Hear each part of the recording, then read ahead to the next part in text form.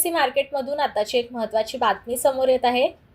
मसाला मार्केटजवळ असलेल्या मध्यवर्ती सुविधा इमारत क्रमांक 2च्या बाजूला जीर्ण झालेली पाण्याची टाकी पाडण्याची मागणी बाजार घटकांकडून केली जात आहे। धान्य आणि मसाला मार्केटमध्ये पाणी पुरवठा करण्यासाठी एपीएमसी प्रशासनाने सदरील टाकी 24 वर्षांपूर्वी 2 कोटी रुपये खर्च करून बांधली होती, परंतु सदर पाण्याच्या टाकीचा वापर आतापर्यंत झालेला नाही। त्यामुळे या टाकीचे बांधकाम उघडले गेले असून ती खिळखिळी झाली आहे व कोणत्याही क्षणी ही टाकी कोसळण्याची शक्यता व्यक्त केली जात आहे।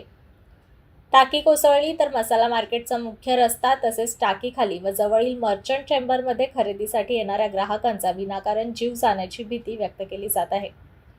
बाजार समिती प्रशासनाने टाकी बांधण्यापूर्वी बांधकामाची परवानगी न घेता टाकी उभी केल्याची माहिती सूत्रांनी दिली आहे। तसेच पाण्याची टाकी बांधण्यात आलेली ही जागा बाजार समितीच्या मालकीची नसून सिडकोच्या मालकीची आहे। त्यामुळे महापालिका व सिडको प्रशासनाने सदर पाण्याची टाकी तोडून जागा मोकळी करावी अशी मागणी परिसरातून होत आहे।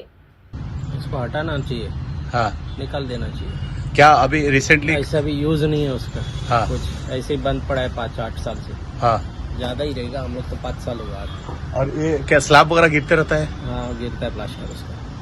है ही नहीं, हम लोग आए तब से वो पानी है ही नहीं उसमें, वो बंद ही है।